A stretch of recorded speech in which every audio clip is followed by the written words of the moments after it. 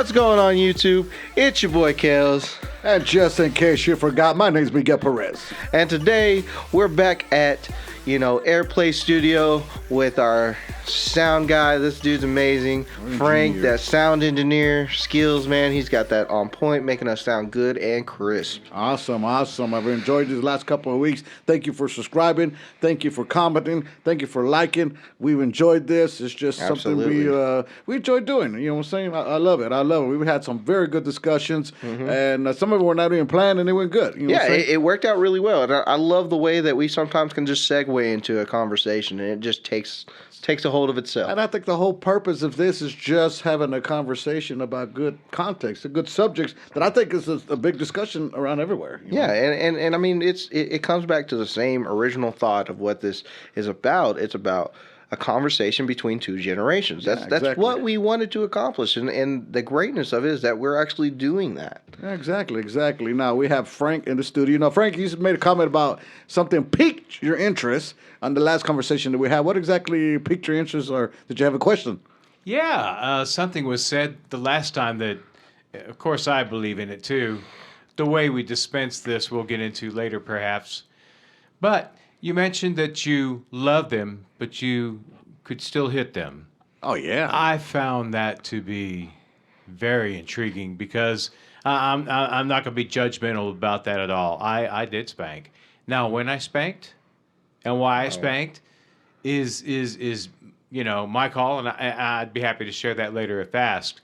But that is a topic, and it's a very, very controversial topic. But there is, just for the biblical, the spare the rod, spoil the rod, spoil the child. The Bible says if you don't discipline your child, discussing with Kelton earlier about, he wants to shield his children from the things he had to go through, but how much, What about what he went through and how he dealt with it made Kelton what Kelton is? And frankly, Absolutely. I cottoned to Kelton. I like Kelton. So there you go, Well, so I'd like to explore, the ins and outs of that. It's a topic, boys. So with what you just said, that I didn't really emphasize on what I meant to and explain what was really needed to be expressed on that.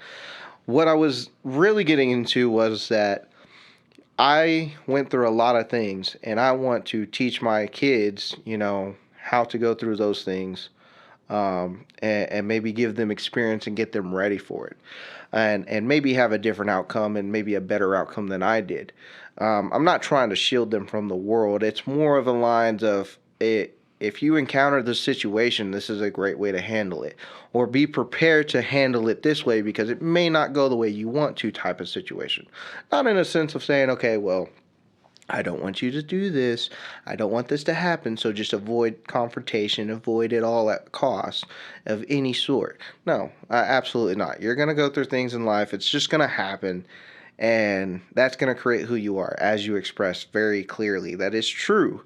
But I would love to still be able to help my kids, really successfully maintain and go through their terrain as best as possible. If I can give them the tools to survive better and the tools to really accomplish the goals that they want to accomplish, why wouldn't I give them that? I'm not saying I'm going to coddle them and keep them from experiencing the world as it is, because the world is a nasty place. We all know it. We all live in it. Let's not play games with each other when we say, oh, well, it's okay. No, sometimes they're going to go through stuff and we're not going to be able to save them through things, but at least we can maybe prepare them for how they're going to handle that situation. And as we discussed, off camera in between episodes, it's parenting's about riding that line. You want to shield them from everything, but where's the development in that? And it's about a judgment call, and it's the hardest call you'll ever make. We become what we go through. You can't just stand aside and let something happen to your kids. But sometimes, to put something that's very extreme, sometimes you need to spend the night in jail. Yeah, absolutely. I guess, first of all, to clarify something, use the word hit your children. I don't think I've ever hit my children. discipline my children. That's a difference, you know what I'm saying? Spanking that booty. I've hit a couple of guys through in high school because they talk too much, and now I was a right hit. But my children, yeah, I discipline, and I'm a big discipline player, and I never apologize for it. I never felt bad about it. I never cried because of it. No, because I believe in biblical principles. You know what I'm saying? Oh, yeah. Spare the rod, spoil the child, and the Bible clearly says if you don't discipline your child, it's because you hate them. Clearly, that's what the Bible says. Clearly, I love my children, and it was my job to again train them in the way they needed to be raised, train them in the way they needed to live life. You know, I heard a quote the other day, and I don't know if I said it earlier or not, and I know I told my kids this because my grandson was acting up last night, and so he was trying to hit me, and I was like, boy, you trying to hit me? And I started wrestling with him, and she's like, if I did that to you, you would have busted me. I said, yeah, that's you. That's not my grandson, And I said, here it is. You train your children, and you spoil your grandchildren. Mm-hmm. But if you spoil your children, you're going to have to train and raise your grandchildren. That's true. You know what I'm saying? Oh, so well said. So it's I did what I needed to do to get my children repaired. And if it meant taking out the belt to discipline them and show them, hey, this is not what you do. You don't talk back. You don't disrespect. And I raised my kids strict. If we were at a store, Frank, and they walked into between somebody, and I was like, hey, say excuse me, walk back. And people be like, no, that's okay. It's like, no, it's not okay. They need to learn respect. Come back here. Yeah. You say excuse me, and then you walk around. And I was that strict with my children. And my children are very respectful. Anybody that's met them and say, hey, your kids are very respectful. They're good kids and stuff like that. But a big part of that, it was the rod. Now, here's the thing about the rod. I would easily spank them, didn't think twice about it, but I rarely had to do it. Mm-hmm. I rarely had to do it because when I did it good. You know what I'm saying? You got the point across that needed to be understood. Yeah, so it got to the point where all I had to do is say 1, 2, and they knew if I got to the 3, that meant you're going to get whooping.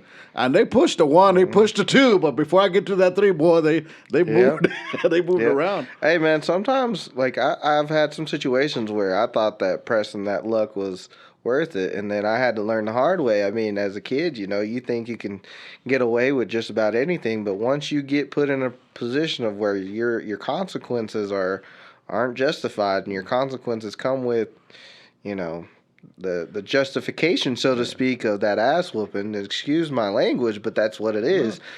You start to change your perspective. Okay, maybe I shouldn't do this.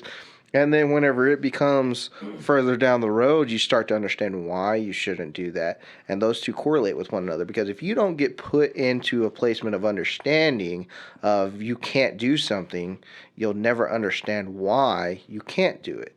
So it's a teaching in its own. And that's the beautiful of it. Well, here's the thing about it. I think people are just dramatizing this whooping stuff. I'll never hit my child. I hear people say, I'll never hit my child. I love them too much. I'm like, no, you don't. If you love them, you take that belt to them because they're spoiled and nobody likes your kids.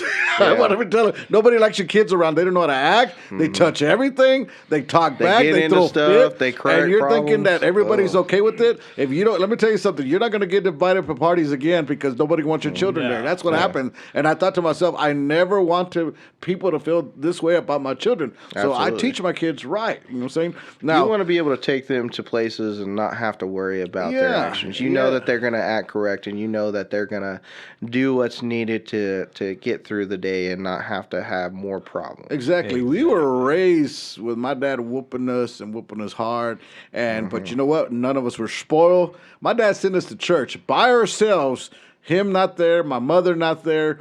Told us to sit in the front row, and I better not get a report from the brother that you're acting up. All 6 of us sat there to a 2-hour service in Spanish that we did not understand, and nobody moved. The whole time. You know what I'm saying? Because we knew if we moved, their brother was going to tell our father, and our father was going to whip our butts. That's how much I could use the word fear, but you know what? And people was like, well, I don't do it because I don't want to drop a traumatized kid. I don't want to, hurt. Man, we got whooped for stuff that you shouldn't even get whooped for. Yeah. But it didn't dramatize us. Now, me and my brothers, we joked about it. Remember when Dad whooped you for no reason? Remember Dad did this to you? That is so funny. And, if you ask my kids, and this is Fade or Frank, if you ask my kids, did you ever get a whipping? They'd tell you no. And that's weird because to coin a phrase from my friend Kelton, I whooped that ass. The thing is, it's timing. It's really all about timing. I got lucky on this one. There's a point when about 2, somewhere between 2 and 3, where you tell them that they need to do something and they tell you no. Oh, that word. That Okay, word. no. I responded to that tactical threat with an ass whipping. They don't remember it. They have no idea. I just made it But they learn memorable from for it. the moment. They learn from it. They may have tried it once. Again, it depends on the kid. I raised 3 of them, but I don't really recollect.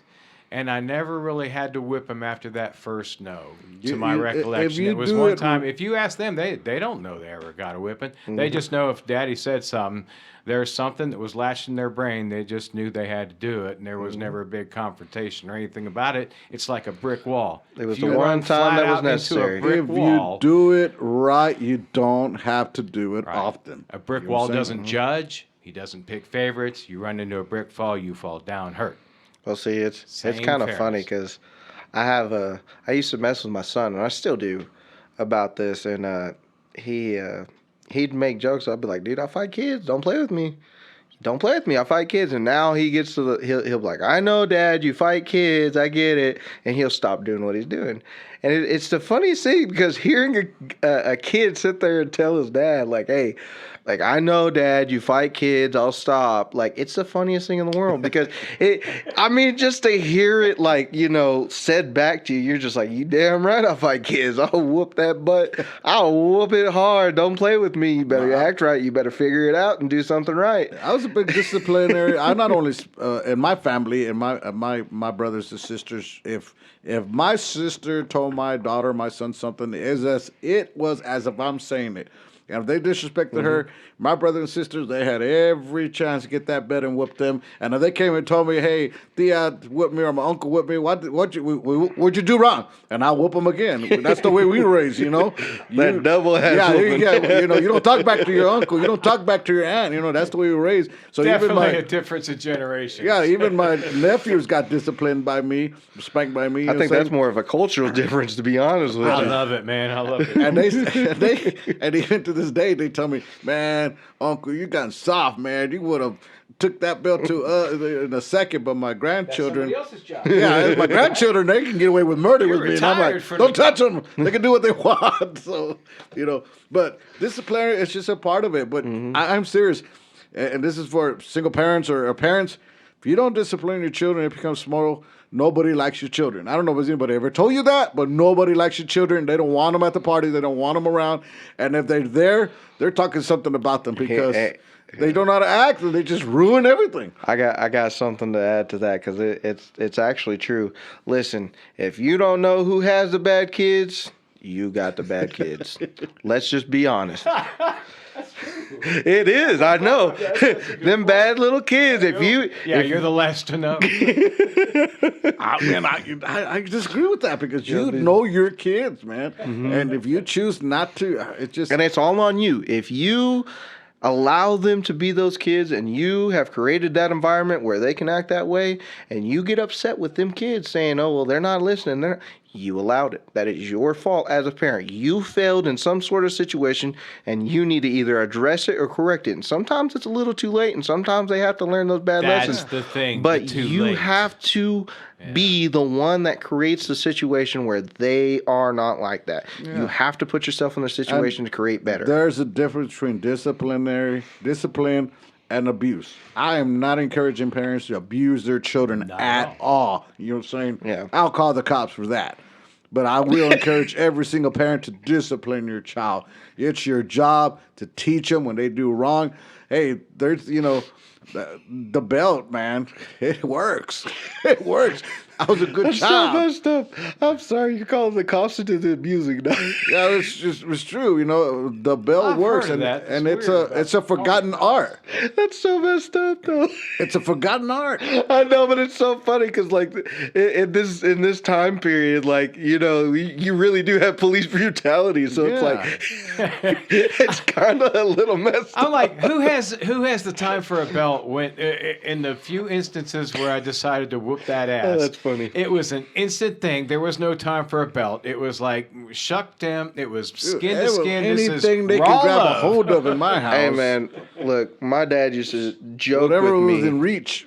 My dad used to joke with me. Well, it was really his friend, but my dad kind of incorporated it too after a while. But he used to tell my dad's friend used to tell his sons, he's like, "You're old enough for face spankings. Don't play with me."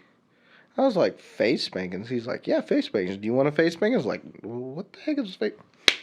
Right on the right here, and of course he didn't like slap the crap out of me, but I'm just like. Yeah, I don't like that. That just feels disrespectful at that point, you know. I didn't like. He used to joke on us. He's like, you're old enough for face spankings. Just remember that. I'm like, ooh. I don't like those. I've never liked it. But my ex-wife was a big slapper because my kids tell me my mom slapped me many times over, and I never liked that. But hey, that's her child too. So what can I say? I mean, yeah, You know I've never really had it done to me, but it was a very entertaining thing that would always be said. Like, hey, you keep acting up. You're old enough for face spankings. You just like. You're right. Okay, we're gonna head this way. My bad. I apologize. I'm out. No, when I got another interesting question, if you don't mind. Go ahead. When you guys left home, tell me a little bit about it. You first, Kelton. What was the circumstances? Honestly. Yeah, when you left home, when you ventured out on your own. Well, here, just a background, real quick. A quick background. I lived with a lot of different people. So I kind of bounced around in homes to different family members. So at the end of it, whenever I finally decided to get on my own, it was with my daughter's or my son's mom. So with her, I kind of just ventured off with her basically. I just, I decided to do what I want to. I was tired of the restrictions. I was tired of not being able to take care of what I wanted to take care and do what I want to and come in whenever I want to type of situation. So I decided to do what I wanted to do. And that was leave and go get my own place. I mean, I ended up staying with her family for a little bit, and then we moved into our own apartment. We, moved on. I didn't really just jump out there and not know what I was doing. Luckily I had kind of an understanding how to manage money and put myself in a good position. But I mean, I just one day I was like, I'm tired of this, and a lot of it had to do with my grandmother. My nana, she had cancer, and it was hard seeing her the way she was, and so I had to get away from that. It was a lot for me, so it was like a combination of a lot of things plus that, and then the catalyst then? Yeah, it was just the last hook and sinker, so to speak. Any big throwdown or nothing like that. You just left the nest. Yeah, no, I just dipped out. I didn't tell them. I just disappeared, and they were like, "Where are you at?" But I mean, the only time that I ever like just dipped out on was my dad, but that was a dumb situation. It was just me not getting along with him, and I ended up moving in with my nana, and I think I lived with her throughout all my high school years after that. Miguel, how'd you leave the nest? Well, my story was different. I had help leaving because my dad kicked me out. There it is. He probably didn't have a This is where choice the there. generations start to get a little closer to But here it goes. Back in my day, my dad is the head of the household. There was no ifs or buts. It was his way or the highway. It was his rules. If you didn't like it, you're bounced. And I was 16 years old when I got kicked out of my house. Legally, they can't do that. Mexicans don't care about that kind of stuff. You don't listen to me, you're out of there. You know what I'm saying? And when you're out of there, you get kicked out completely. You're not welcome back in the house. And when my dad took off to work, my mom was home. It was not like when he's gone, you come over, I'll feed you, I'll give you some money. My dad said out, you're out. You go knock on the door if you want, but mama says, I'm sorry, your dad said you can't come here no more. Well, can I leave something to eat? No, I can't give you nothing to eat either. You know what I'm saying? Better figure it out. That's how much the women respect their men back in the day. That if dad said no, it was no, and she wasn't going to get in trouble for you. I'm sorry, mijo. I love you, but you got to go. You know what I'm saying? And my dad didn't go looking for me later on that night. He didn't go looking for any of my brothers or sisters because all of us got kicked out. You know what I'm saying? Because we didn't want to listen, we didn't want to follow the rules anymore, and you were out of there. And none of us were 18. Okay, even my youngest sister, who was my dad's baby, got kicked out of the house when she decided she was gonna break some rules, and that shocked everybody. We were like, "Man, even you weren't exempt from this?" And she's like, "I guess not." As low. So my dad didn't play. You know, he didn't do that. And it's crazy because I hear families all the time where their kids are like 16, 17, 18, 19, and I hear parents all the time, they don't want to listen, they don't want to do this, they don't work, they just sit around the house, and I'm thinking to myself, why are they still there? Yeah. Because you would have been out. Exactly. In my day, you would have been out, bro. And see, in my situation, I was just tired of not being able to do what I wanted to do. I mean, yes, it was a little more rebellious, and I didn't have. I still had, stern parentship, so to speak. I mean, that, obviously I couldn't do certain things and I didn't like that. So I decided to dip. I mean, it is what it is, but it's weird that people sit there and they're just like, I don't like this. I don't want to deal with this, but I'm still here because yeah. Like that's no ambition at that point. There's no drive And to become better. I wouldn't even have the option, and I didn't. I was out of there. Now, Dad, I don't know how I feel about this. Well, you can Better feel about it figure it out. outside. So you got to go My outside. situation was far more like Miguel's than yours, Kelton. I was somewhere in between. Now, I did get to finish high school, and I was in my summer. So July's my birthday. So I'd finished high school, turned 18.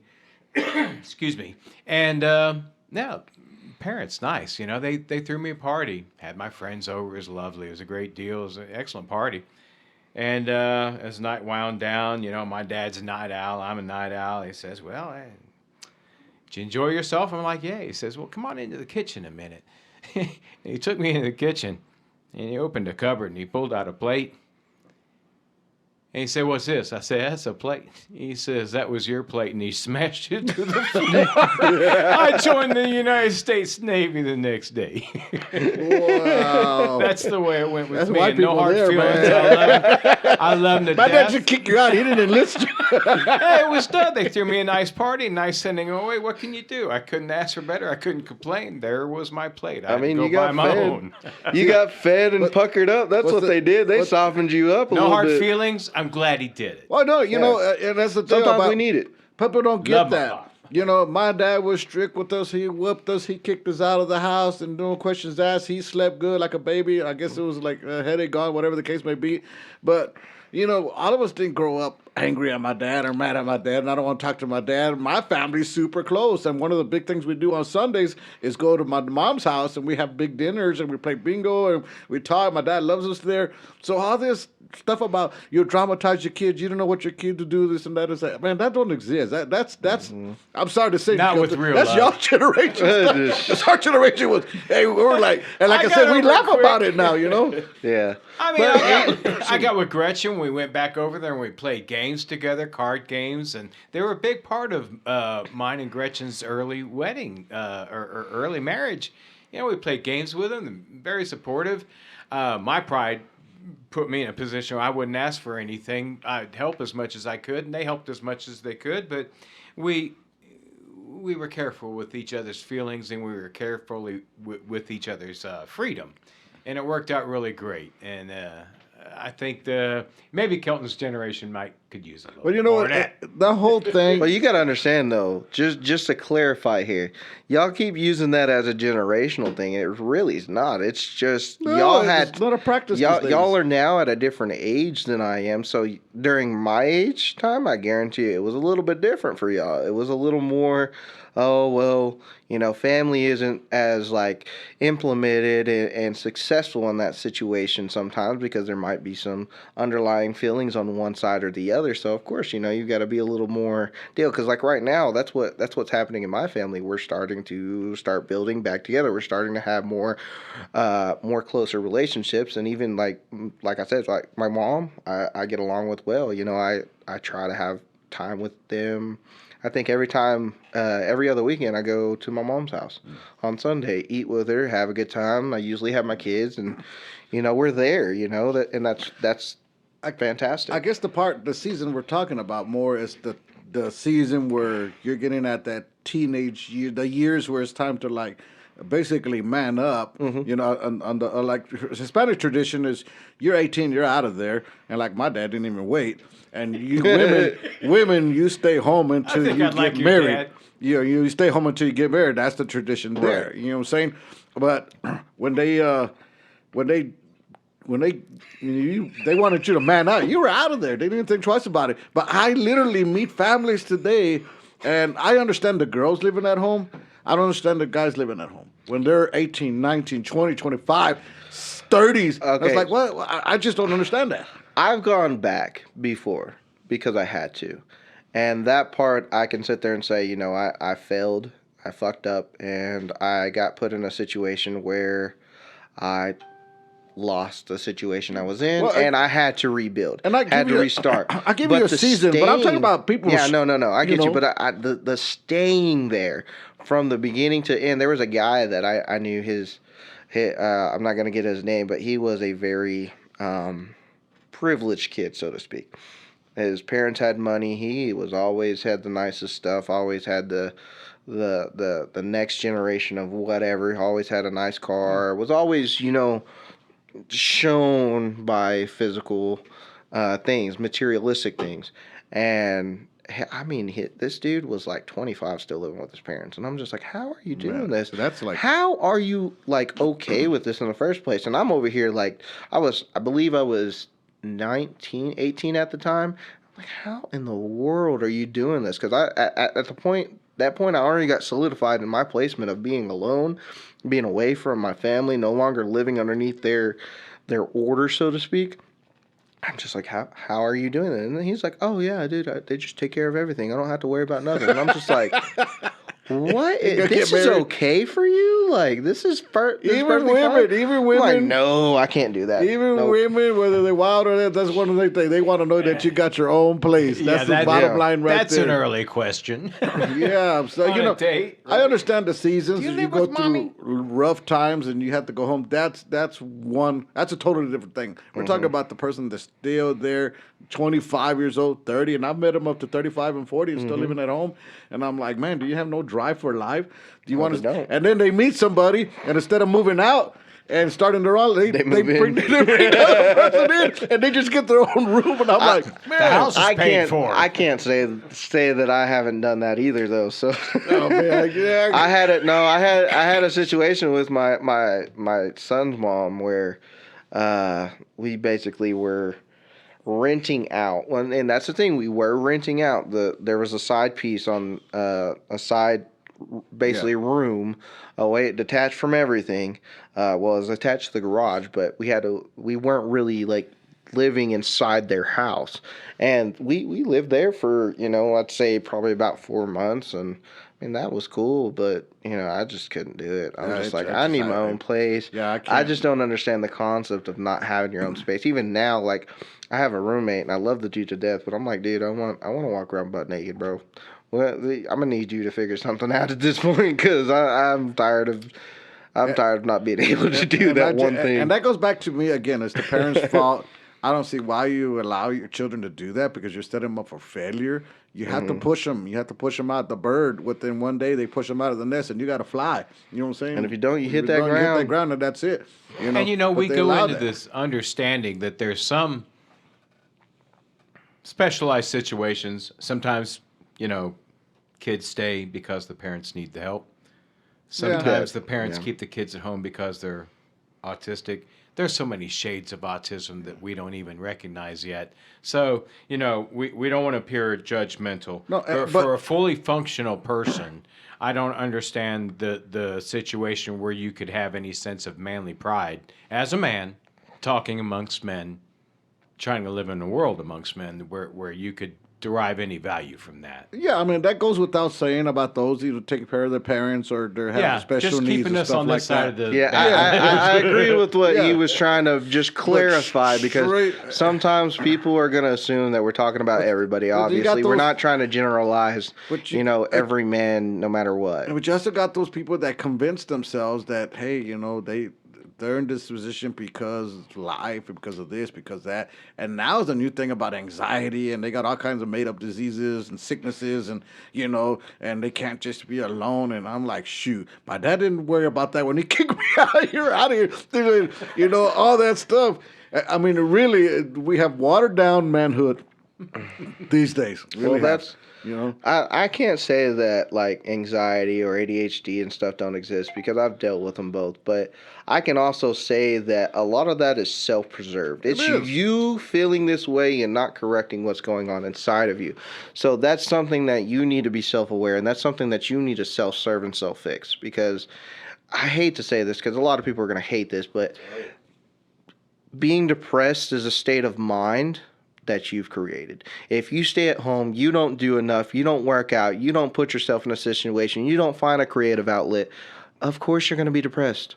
Why wouldn't you? If you're sitting there on the couch just watching TV shows, watching Netflix for hours on end, running through a whole freaking season in one sitting, of course you're depressed because you're watching something that you wish would happen to you. Mm-hmm. You're watching people succeed while you're sitting there scrolling through Instagram, seeing all these people doing these fantastic things that you're so interested in, but you're not doing anything. So of course you are depressed. Of course you have anxiety because you're not putting yourself in situations that will help you cure your own anxiety. You want to go out and not be a introvert and really be around everybody. You have to put yourself in those situations to become better at it.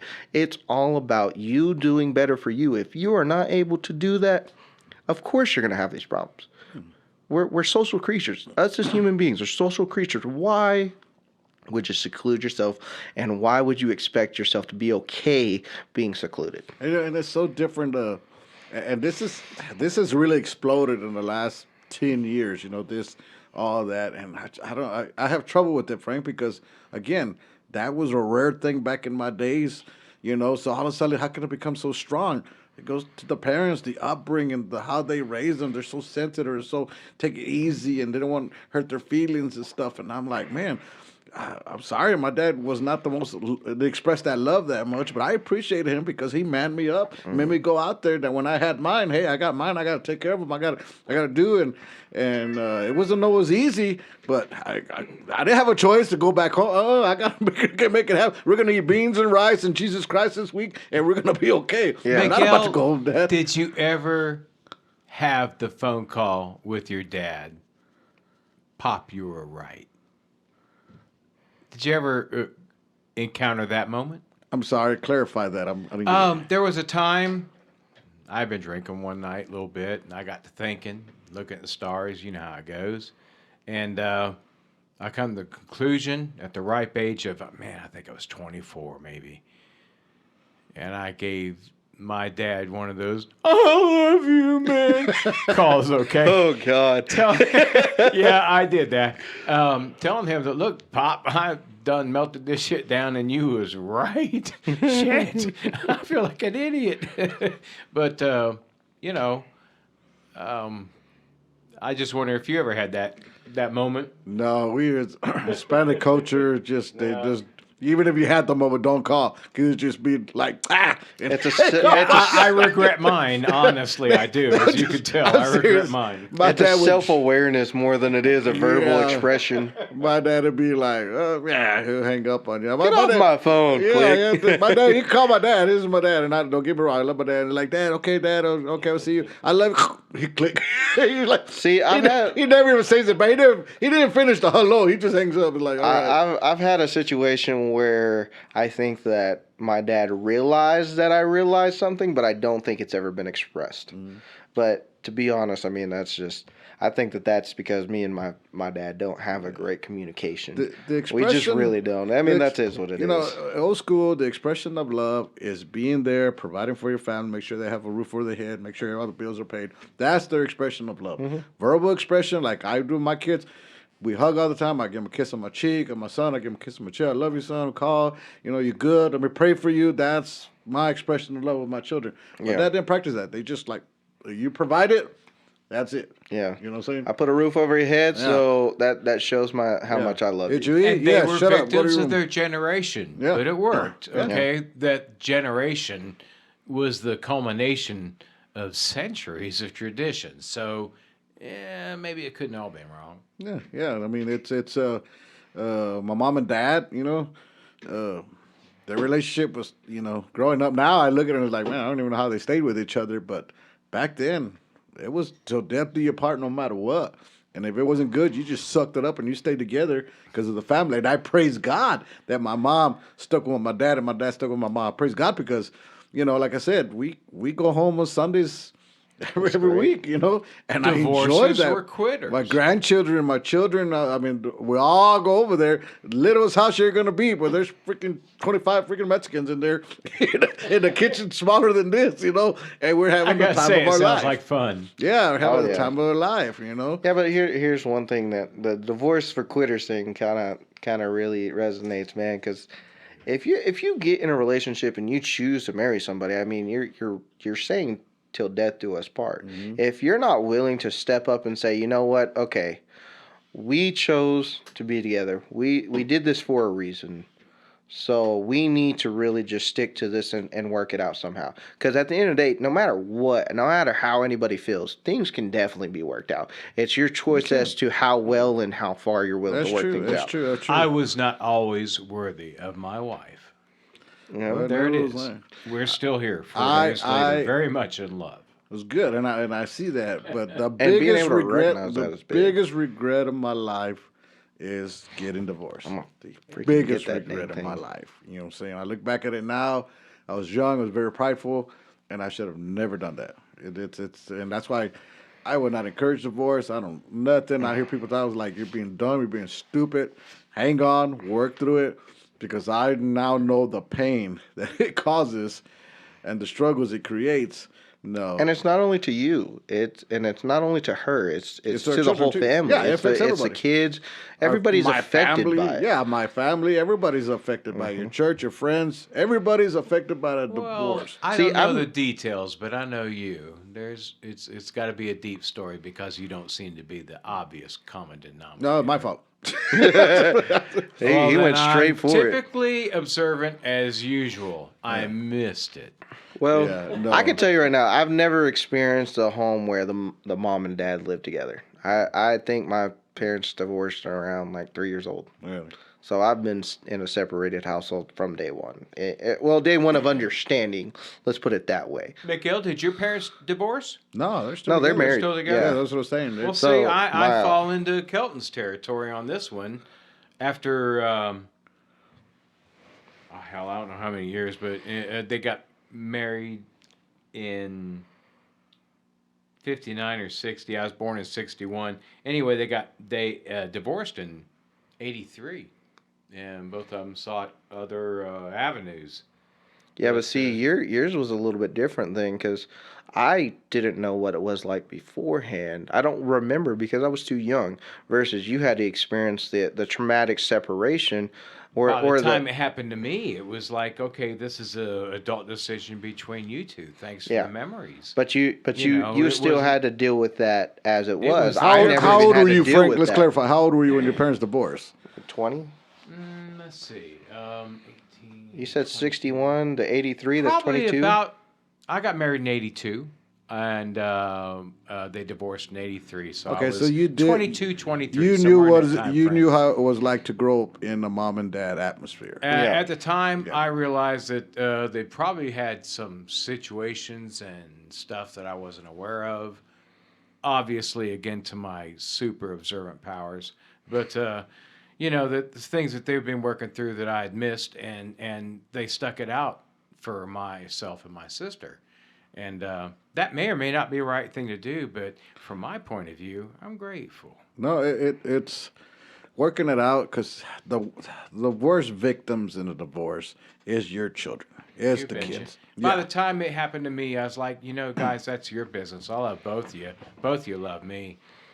Let's make the best of it. That's why it never really affected me right off the bat. I didn't even know it happened. I really didn't. I mean, of course, I probably as a child, I reacted, but I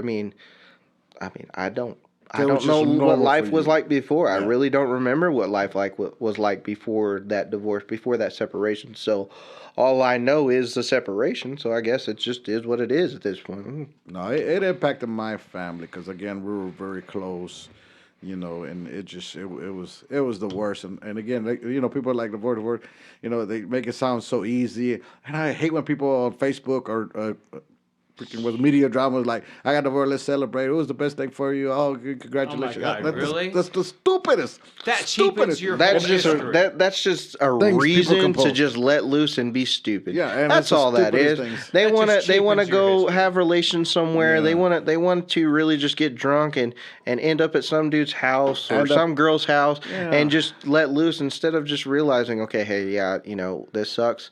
It is what it is. That's just their recovery. And They're the, just like, and the people that encourage it and that's to me more mad. It's like, Lord, just man, we're in trouble. We're in trouble. You know what I'm saying? Because there's nothing to congratulate there. No, And absolutely even the not. person that's crying out saying, "Oh yeah, this now I'm ready to be free," they're hurting more than anybody else. They just want to admit it.